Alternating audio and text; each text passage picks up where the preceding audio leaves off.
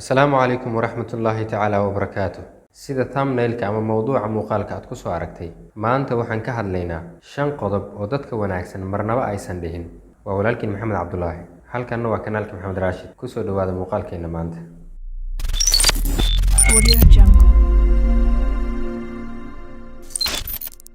Hadalku waxa uu ammaan yahay inta aadan dhihin. Mar haddii uu afka ka soo baxo, waxba kama qaban kartid. Waa tii erayada hees ka mid ah heesaha uu qaado Xasan Aadan Samatar ahayd. Hadal wuxuu ammaan yahay inta aadan oranin. Afka hadduu ka soo baxo, adigu ma arrimisida. Taa uu micnaheedu tahay in hadalka uu yahay mid sugan oo ammaan ah ka hor inta uusan afkaaga ka soo bixin. Laakiin haddii aad mar dhahdo uu la mid yahay fallaar ka fakatay qaansadeedii oo kale oo aadan dib u xakamayn karin. In aadan ka fikirin hadalka inta aadan dhihin ka hor waxay kuu keeni kartaa dhibaato.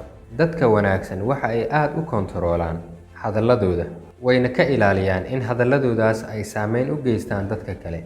Caaqiliintu waxay yaqaanaan marka ay tahay inay hadlaan iyo marka ay tahay inay iska aamusaan. Waxaa jira oraahyo badan oo laga yiri arrintan, waxaana ka mid ah oraahdan English-ka ah oo dhahaysa sida tan: Be careful with your words. Once they said, they can only be forgiven, not forgetting. Taa oo micnaheedu noqonaysa ka taxadir erayadaada. Mar haddii ay afkaaga ka soo baxaan, waa la cafin karaa oo keliya iyadoo aan la iloobi karin. Oraah kale ayaa dhahaysa: Before you say something, think how would you feel if someone said it to you. Ka hor inta aadan dhihin, ka fakir sida aad dareemi lahayd haddii uu adiga qof kugu dhihi lahaa. Haddii aan mowduuceena u soo noqono, 5 shay oo aysan marnaba dhihin dadka wanaagsan, waxa uu noqonayaa shayga koowaad: waxaan ahay qof wanaagsan. Sheegashada inaad tahay qof wanaagsan ayaa muujinaysa inaad tahay qof daciif ah, isla markaana aan naftiisa ku kalsoonayn. Waxaa sax ah in dadka kugu hareeraysan ay kugu tilmaamaan wanaag inta aad adiga sheegan lahayd wanaaggaaga. Soomaalida qaar ayaa ku mahmaaha: nin isfaanshay waa ri isnuugtay. Ma garan karo inay tahay mahmaah diiwaan gashan iyo inay iska tahay hadal caadi ah, laakiin muhiimadeenna ayaa ah in isfaanintu aysan ahayn sifo lagu yaqaano dadka sharfan. Dadka wanaagsan ma sheegtaan wanaaggooda, ficiladooda ayaana ka saameyn badan hadalladooda. Intii aad dhihi lahayd waxaan ahay qof wanaagsan, waxaad samayn kartaa ficilada lagu yaqaano dadka wanaagsan. Madaxweynihii 16aad ee dalka Mareykanka sanadihii 1861 ilaa 1865 Abraham Lincoln ayaa yiri: Action speaks louder than words. Taasi oo micnaheedu tahay in ficilku uu ka saameyn badan yahay hadalka. Qodobka labaad ee aysan isticmaalin dadka wanaagsan waxa uu noqonayaa ma awoodo. Ku celcelinta ereyga ma awoodi karo ma ahan dabeecad ama caado lagu yaqaano dadka raba inay nolosha guul ka gaaraan. Haddii dadka wanaagsan ay ku adkaato qabashada shay, ma waan awoodi weynay. Taa beddelkeeda waxay raadiyaan qaabab kale oo ay u qaban karaan shaygaas. Tusaale, howlo badan oo aad rabtay inaad maanta dhammayso ayaad awoodi weysay inaad qabato. Inta aad dhihi lahayd waan awoodi waayay in aan dhammeeyo howlahaygii maanta, waxaa wanaagsan in aad dhahdo: ka waran haddii aan berri xilli hore imaado isla markaana aan dhammeeyo howlahayga. Daawada qodobkeena saddexaad waxa uu noqonayaa waan quustay ama waan isdhiibay. Jumladan ah waan quustay ama waan isdhiibay waa jumlad aysan isticmaalin inta badan dadka wanaagsan ama dadka nolosha horumarka ka gaara. Ma isticmaashaa adigan hadda i daawanaya jumladan ah waan quustay ama waan isdhiibay markii aad awoodi weyso qabashada shay? Haddii aad in badan adeegsato oraahdan, waxaad u baahan tahay inaad isbeddel ku samayso nafsadaada. Ha ka quusan shayga aad kari weysay, hana isdhiibin. Haddii aad ku guuldarraysato samaynta shay, ha ka quusan, mar kale isku day.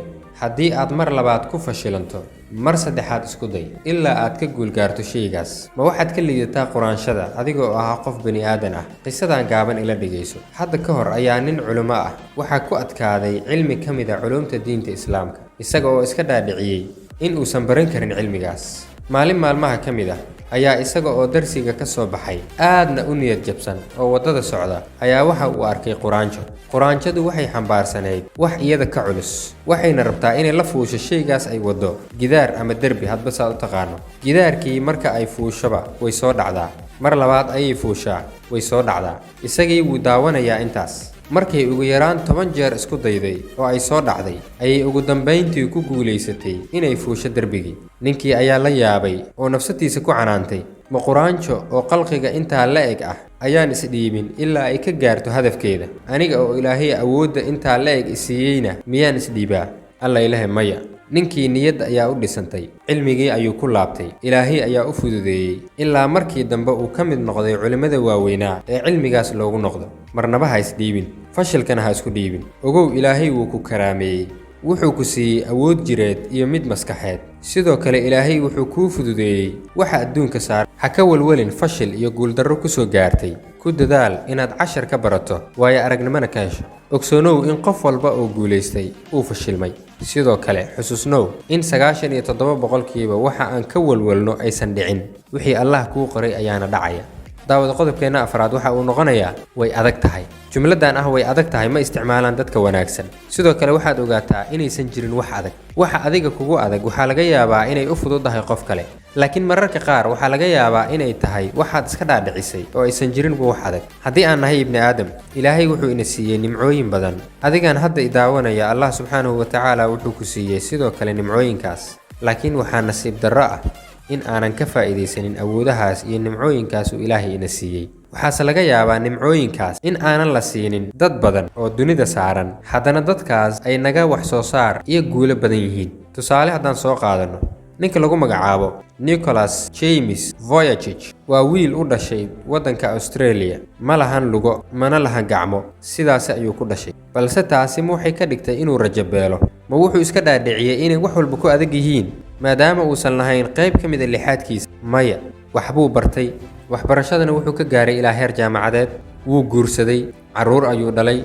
wuxuu muxaadarooyin iyo khudbado dhiirigelina u jeediyaa dadka lixaadkooda u dhammaystiran yihiin, wuuna dhiirigeliyaa.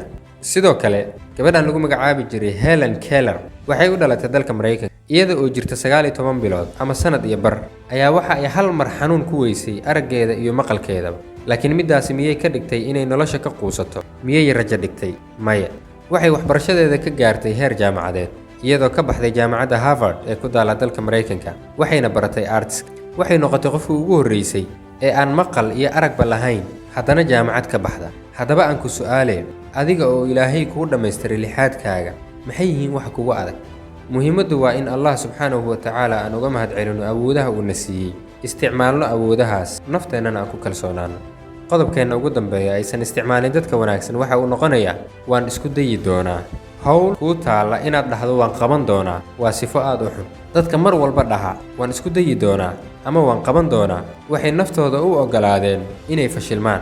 si kasta oo ay ugu fashilmaan qabashada shay, waxay mar walba ku marmarsiyoon karaan inay isku dayeen shaygaas. dadka run ahaantii himilooyinkooda gaara weligood ma dhahaan waan isku dayi doonaa. intay isticmaali lahaayeen jumladan, waxay mar walba adeegsadaan jumlada ah waa in aan qabtaa shaqadan si kasta oo ay tahayba. daawada muuqaalkeena maanta halkan ayaan kusoo gabagabeynaynaa. waad ku mahadsantahay daawashada muuqaalkan. haddii aad ka heshay ama aad u aragtay inuu faa'iido u leeyahay dad badan, muuqaalka la wadaag asxaabtaada kale. sidoo kale like garee haddii aad ka heshay. haddii aadan ka helinna kuma qasbanid. waa mahadsan tahay. waa inoo muuqaalkan muuqaalkiisa xiga. wasalaamu calaykum waraxmatullaahi wabarakaatu.